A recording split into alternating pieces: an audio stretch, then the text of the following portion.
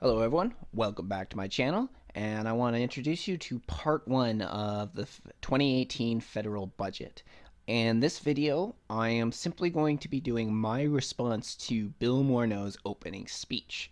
Part 2 will go more into detail about what the actual contents of the bill, and that will be done on a live stream coming up this weekend. I'm not sure when yet though. Probably this Saturday I will be talking about the budget with Top Leaf Media again. But in the meantime, we are going to sit here and we are going to listen to Bill Morneau's speech about the budget. Policy of the government, the Honourable Minister of Finance. Okay. Take two. Starting now. Monsieur le Président. Mr. Speaker, I am pleased to rise in the House today to table budget documents for 2018, including notices of Ways and Means motions. The details of the measures are laid out in these documents, and I would request that the study of these motions be listed on the orders of the day. I also wish to announce that the government will introduce legislation to implement the measures of the budget. Okay, thank you.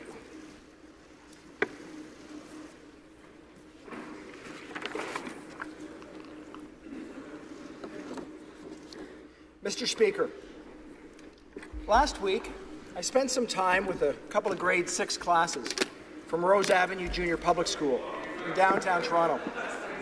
It's an extraordinary school. More than 85% of the students have English as their second language.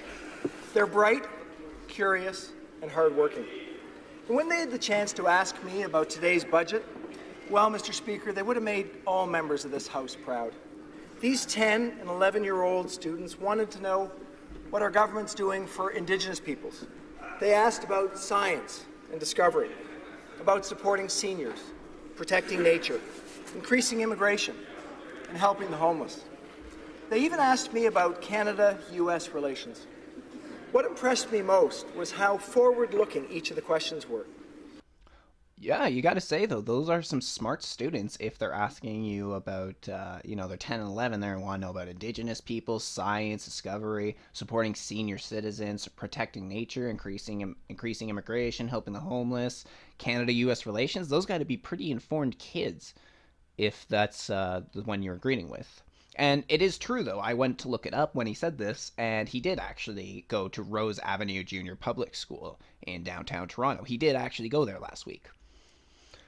And every headline saying that the question that he was asked was, "Are you scared of Donald Trump?"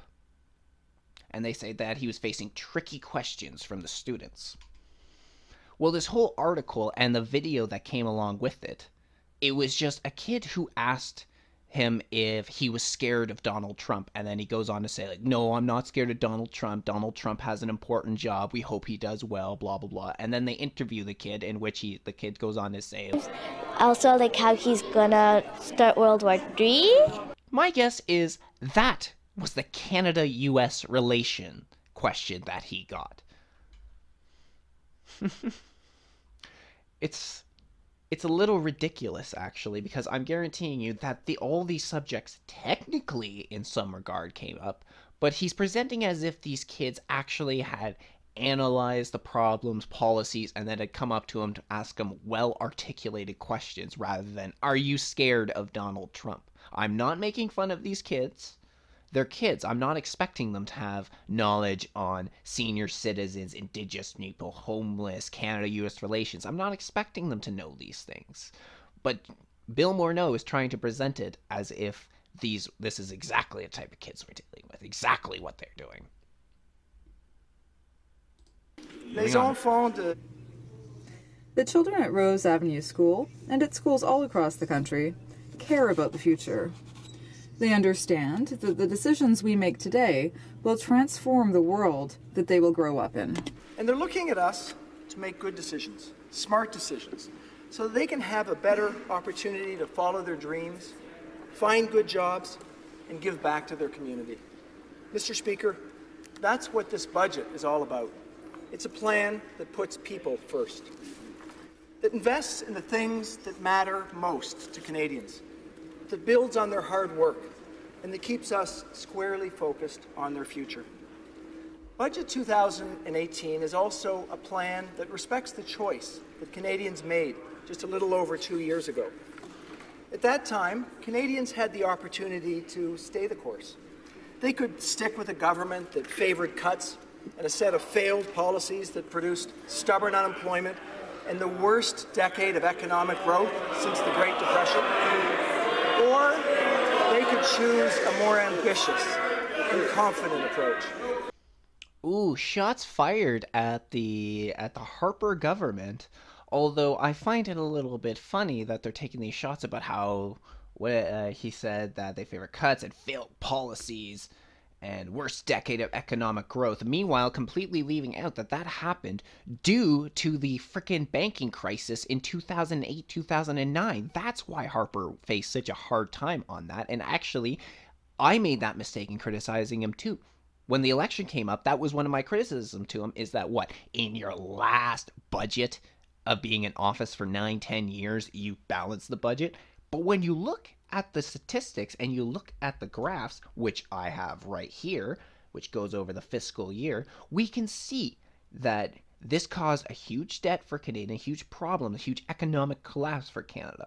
But as we watch, Harper every single year managed to reduce and balance the budget more and more and more until when it came up to 2014-2015 budget, he had actually got the budget into a surplus. He had got us somewhere. And then when we look the next time, where do we end up? We're back in the negatives. And this is when Justin Trudeau and his government took over. Our government is racking up a bunch of debt, and this cannot be sustained. You can't sustain the economy underneath this much debt. Moving on. Canadians chose the latter. They put their trust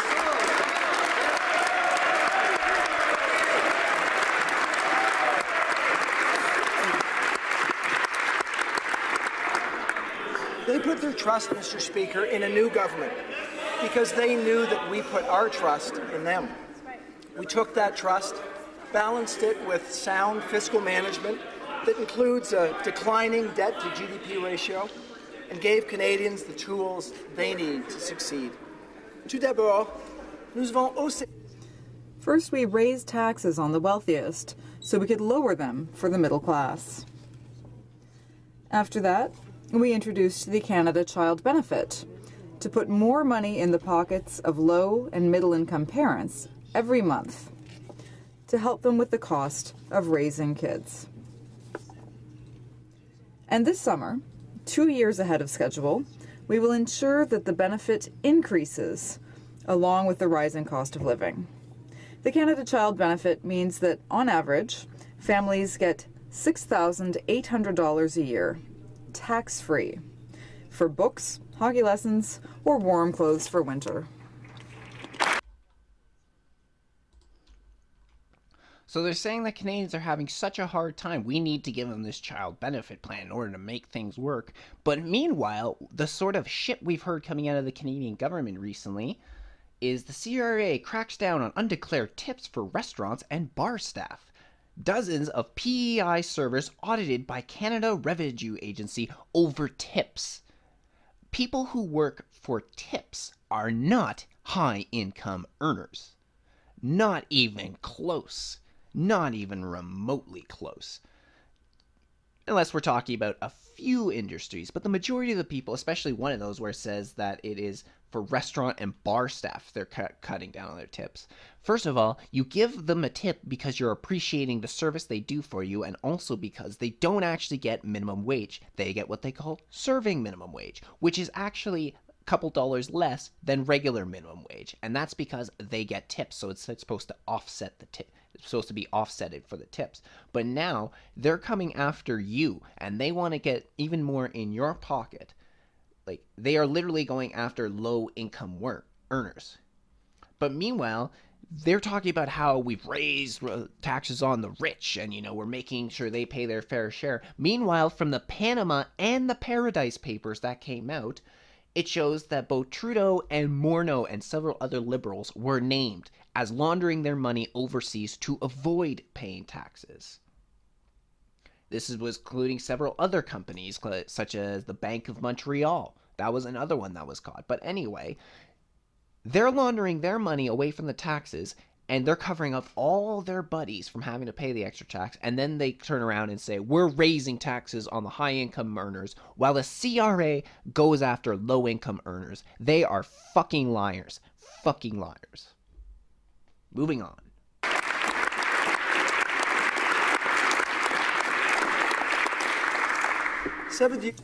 It means that today, about 300,000 fewer children live below the poverty line.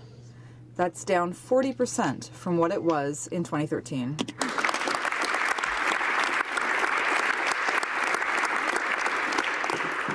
To help Canadians feel more confident about their future, we strengthened the Canada Pension Plan to help workers today and for generations to come. Thanks to the trust that Canadians placed in us, we're able to help 900,000 seniors through increases to the Guaranteed Income Supplement. We helped students get ahead with increases to Canada's student grants. We cut taxes for small businesses while making sure that the wealthiest pay their fair share. Oh, really? You cut taxes on the wealthiest, huh? Well, that's not what all the drama was going about between the summer and the fall about your tax changes, Bill. As a few articles go on to say, small businesses still concerned in spite of tweaks to tax changes. Morneau hears. Jack Mintz. Morneau's tax changes won't just hurt the rich, they'll hurt growth. The finance minister's tax tightening proposals are just more redistribution at the expense of growth. It was all small businesses that were coming forward and saying, we can't afford this. You can't do this. We can't afford to take this hit. And especially right now in Ontario, because they were raising the minimum wage to $14 an hour, which means they got to pay even more. They're like, you can't do this to us. This is unfair. But they're saying that these are the people that are the tax cheats. These are the people, these family business owners, because many of them were just family business owners. These are the tax cheats and who have to pay their fair share. My God. We're helping more people find a safe and affordable place to call home with the first ever national housing strategy. And we're working with provinces, territories, and cities to ensure a stable housing market. We're giving more children the best possible start in life through investments in early learning and childcare. So he says we are giving more children the best possible start in life through investments in early learning and childcare. Well, even if this part was true, apparently they can't coordinate with their own provincial allies because Kathleen Wynne, in everything she's done, has made childcare in Ontario ridiculous. That was one of the things that spiked after her minimum wage. As this one article said, childcare fee hikes outpaced inflation, with Toronto parents hardest hit. Toronto continues to be the most expensive city in Canada for childcare across all age groups, according to a new Canadian Centre for Policy Alternative reports. And it also says that another article said that childcare costs in Canada rose faster than inflation in 2017. Jesus Christ, these are all underneath the Trudeau government. They're making life more expensive, and then actually, Andrew Scheer said it perfectly in an interview after this. He says, with everything the Trudeau government gives with one hand, they take with the other. And that's exactly what they're doing here. We now have agreements in place with 9 provinces and territories to help create more of the high-quality, affordable childcare spaces we know that Canadian families need, tailored to their local realities. And think about the fact that the vast majority of single moms receiving the Canada Child Benefit make less than $60,000 a year and now get an average of about $9,000 in total benefits tax-free each year. He says that, okay, so they say they make less than $60,000 a year. How terrible that is. Most people don't make that much. You have to be working at a pretty decent job to be making $60,000 a year. And a lot of reasons that it can't happen for single mothers is that single mothers a lot of times get pregnant when they're young. They don't have the opportunity to go back to school and do that. That's why he says that. It's like, well, they don't even make 60 grand a year. Of course, they don't have the time. They got to look after their child. So no wonder they're not making 60 grand a year. And I would just say that in general for single parents. When the fuck are they supposed to find the time to go back to school and look after their kid without paying a ridiculous price on childcare? Because even though my college offers an area where students who are parents can drop off their kids, it's daycare for the day. Despite that, it's still ridiculously expensive. Not to mention the cost of tuitions these days. And I get one thing I think is that he says they make an average of $9,000. He says they now get about $9,000 on average in total benefits tax-free. Well, one thing that I've always worried about with this is that it would actually just encourage people to stay on the government system, just stay on the government money, get this $9,000 average per year. Now, again, it's an average, so some get more, some get less. It varies for sure. But when you're offering this much, I can only see it being as like an addiction to people. They'll be addicted to this money coming in from the government. Moving on.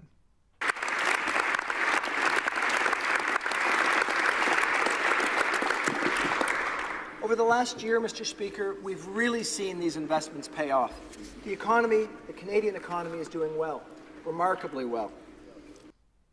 So far, but that could fall at any moment. And as we look at these charts here about the debt that has been racked up underneath the Liberal government, we can see that despite the fact the economy is doing so well, the debt has gone up significantly. And I mean, even Harper, for the most part, managed to stagnate the debt at one point. He managed to prevent it from going farther down, even though we were in a rough situation. Like, I guess, getting more debt. He prevented the debt from getting any higher. But Trudeau, despite the fact that the economy is doing so well, it's just an upward tick in debt all the time. And as I've already stated, I believe in this episode too, in this video, that you cannot sustain the economy with this much debt. Once the debt is called in, or once people have to pay and the debt is too much for people, your economy will fucking drop.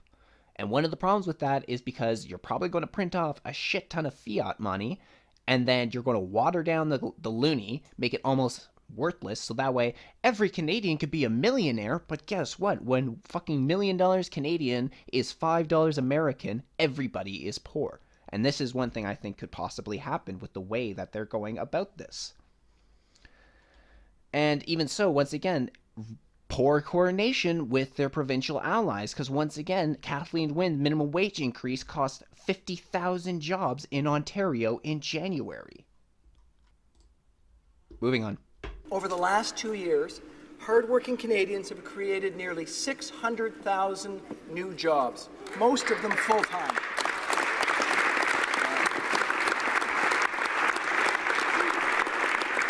Unemployment rates are near the lowest that we've seen them in 40 years. This is Mr. changing. Speaker, our plan is working because Canadians are working. Yeah. And let's be clear, there is also just overall poverty around the world has been dropping. So you can't just claim that and say we did that, like the Liberal government did that. That's just been a continuing cycle since like the 90s. Aujourd'hui, le Canada. Today, Canada leads all other G7 countries in economic growth, and Canadians are feeling confident about the future, whether their plan is to pay down debt, save for a first home, or go back to school to train for a new job.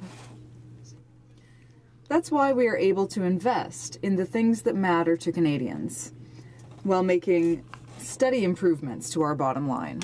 We know that there are challenges in the immediate term, and we're responding to those challenges. We know that businesses are concerned about the outcome of NAFTA talks and tax changes in the United States. We'll be vigilant in making sure Canada remains a great place to invest, create jobs, and do business. And we'll do this in a responsible way, carefully, letting evidence and not emotion guide our decisions. At the same time, we need to stay focused on our long-term goal of building an economy that works for everyone. With a strong and growing economy in place, we believe that now is the right time to focus on the deeper challenges that hold our economy and our people back. That means making sure that every Canadian has a real and fair chance to work, to contribute to our economy, and to succeed. It's important not just as a matter of fairness, but as a way to ensure Canada's long-term growth. For the first time in our history, there are now more Canadians aged 65 and older than there are people under the age of 15. That presents a real challenge. As seniors leave the workforce, we need to think about who will fill the gap. We believe that Canada's future success rests on making sure that every Canadian has an opportunity to work and to earn a good living from that work. And that includes Canada's talented, ambitious, and hard-working women. There it is. It was only a matter of time till the Liberal government had to single out women.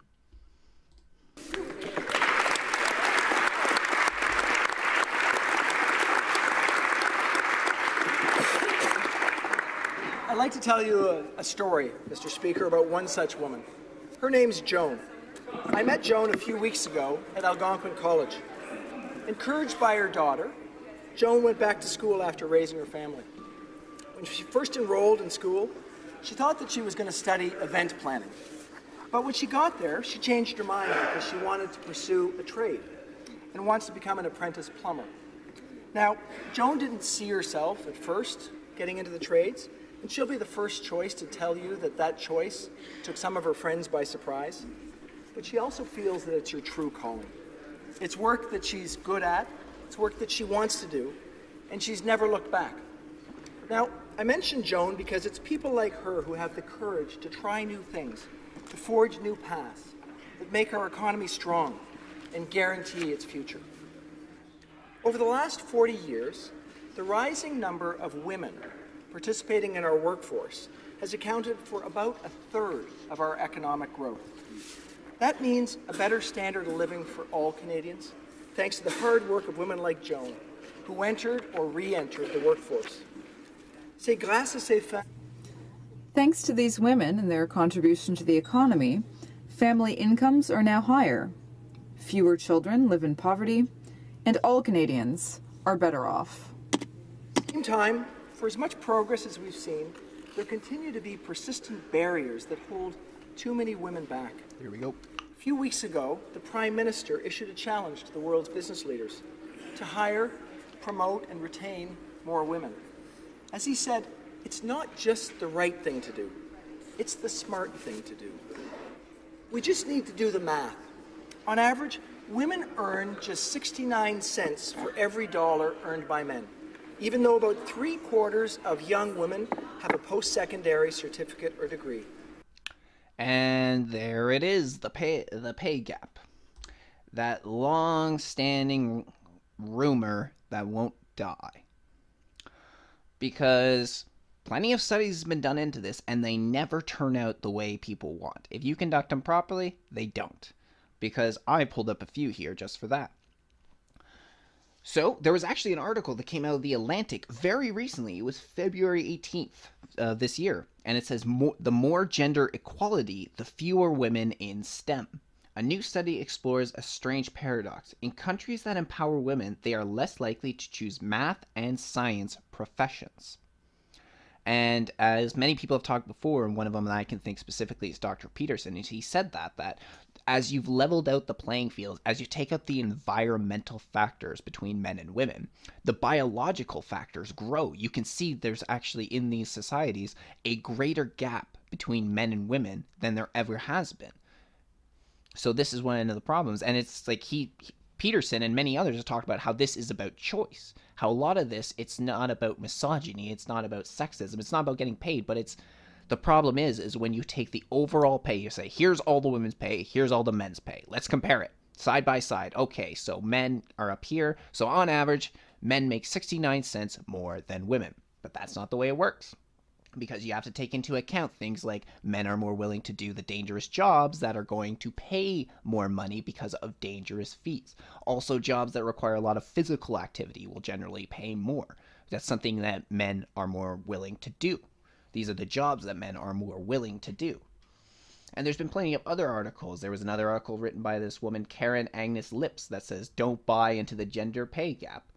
William Watson, How Maclean's Clever Wage Gap cover accidentally debunked the wage gap.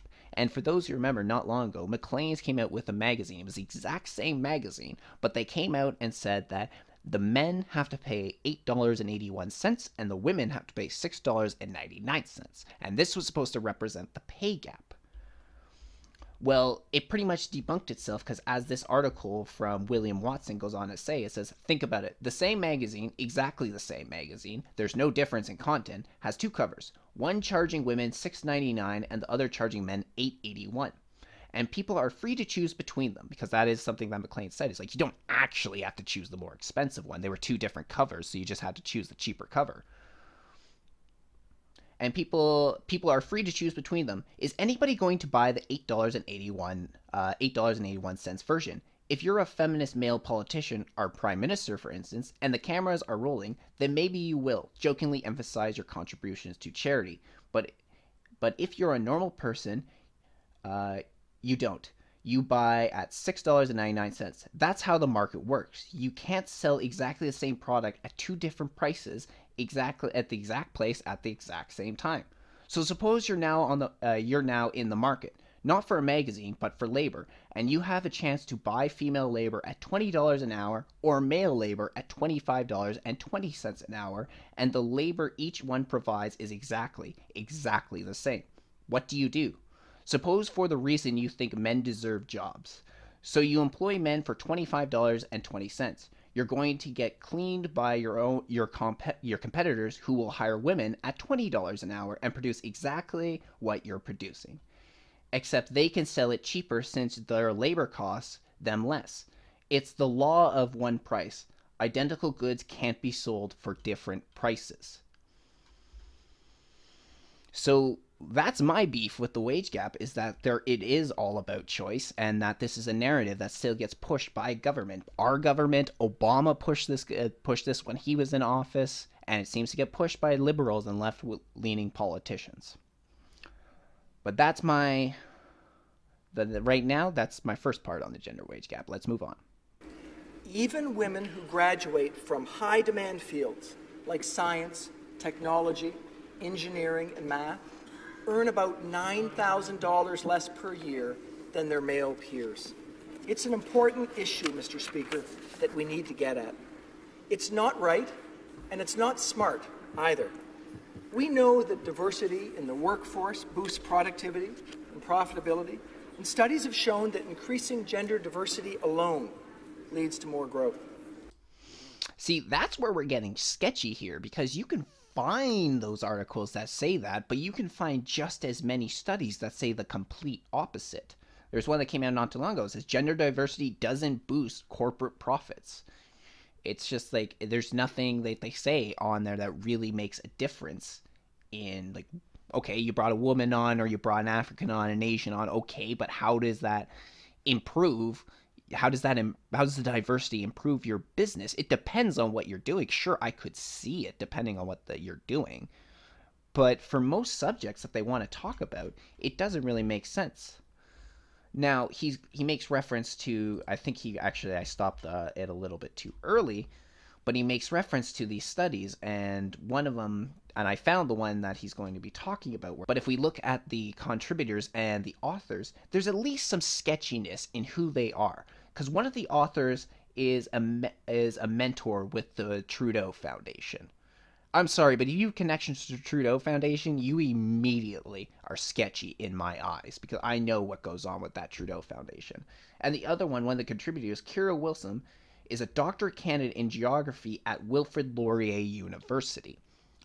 Once again, we've heard a lot about the ideology coming out of Wilfrid Laurier University over the last couple of months, so this makes me sketchy when you're going to present this. And then if we look at the chart that they present in that article,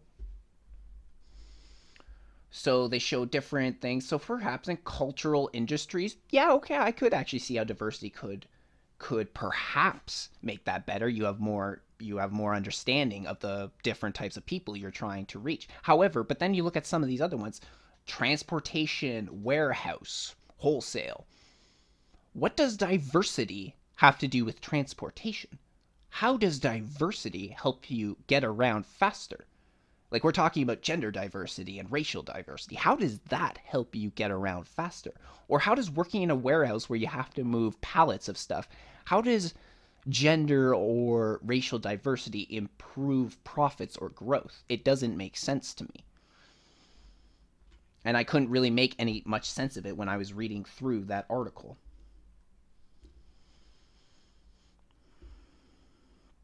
Anyway, we are moving on.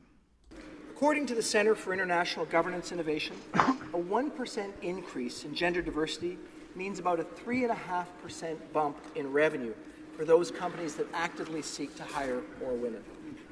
And results are even better when women are in leadership positions. Once again, this is sketchy to say because I have seen this too, where articles have said women who are in positions of CEO make more money, but then you just at the same time could find plenty of more that will say the complete opposite. We have one from the Journal of Social Issues that said, when passionate advocates meet research on diversity, does the honest broker stand a chance? And as it states in here in the article, I'm just going to skip to the place that I've highlighted. It says, despite advocates' insistence that women on boards enhance corporate performance and that diversity of task groups enhance their performance, research findings are mixed, and repeated meta-analysis have yielded average correlation findings that are null or extremely small. So there we go. And then we have another one from, actually, it was Forbes magazine, Women Forbes, that says the truth about women's impact on corporate boards. It's not good. Written by Kim Elsesser. So there's plenty of information on both sides to suggest this. But as we can see, it seems to be either null or extremely small from what we can tell. So it's possible that even these female CEOs have improved profits a little bit, but that doesn't mean that they did it just because they were women. They could do. I mean, in my opinion, it probably has nothing to do with them being women or men. It depends on the type of business person that they are. If they're a good business person, then they'll do fine. They'll bring a lot of profits in for their company. But moving on. When women hold leadership positions, companies see stronger financial results. They see more innovation and more effective decision-making at the board level. And I can tell you from personal experience, our cabinet is stronger, our government is stronger, and Canadians are better served because half of the cabinet ministers that we have, the people around the table, are strong, intelligent, and effective women.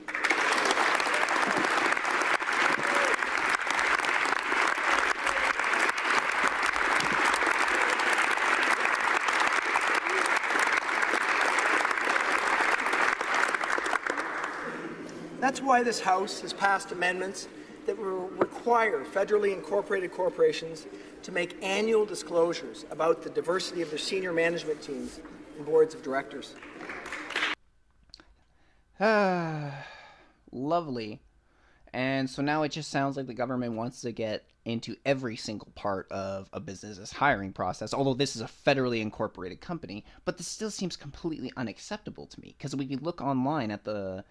we look online to the Canadian government website about a federal incorporated business, it says the act of incorporating creates a new legal entity called a corporation, commonly referred to as a company. A corporation has the same right and obligations under Canadian law as a natural person.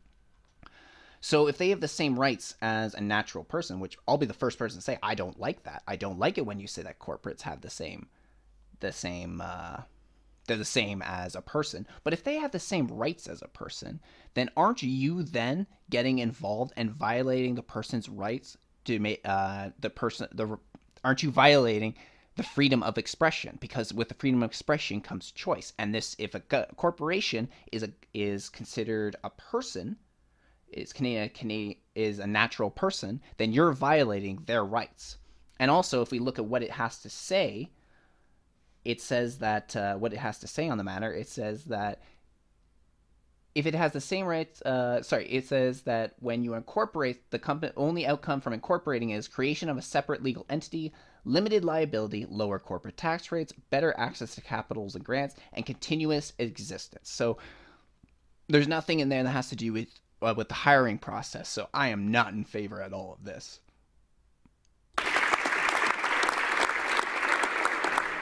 We need to think about equality what equality can mean for Canada. McKinsey Global Institute estimates that by taking steps to advance women's equality, such as employing more women in technology, boosting women's participation in the workforce, Canada could add about $150 billion to its economy by 2026. So first of all, once again, I'm going to go back to those studies about how the more equality there is, there's fewer women in STEM. But then what do you want to do?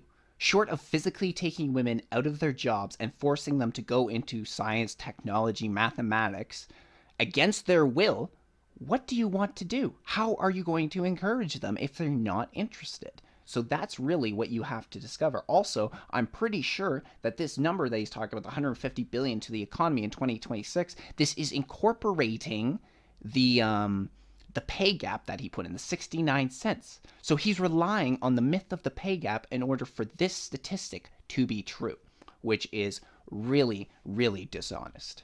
Moving on.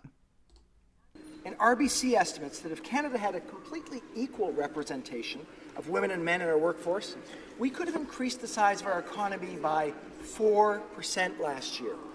4%. When I draft budgets, I fight for every decimal. And once again, that's the exact same thing I just said, is that it relies on the gender pay gap myth. So I don't really think I have anything more I can say on the matter. And this comes to the end of Bill Morneau's speech. After that, he gets into the budget himself, the budget itself. So that's all I can say. So thank you for joining me for part 1 of the 2018 federal budget. And join me in a few days on Saturday, I believe. I will put out an announcement, don't worry. Join me in a few days for part 2 of the budget, where Top Leaf and I will go into details about what's inside. Thank you very much. My name's Adrian Lloyd. I'll see you all soon.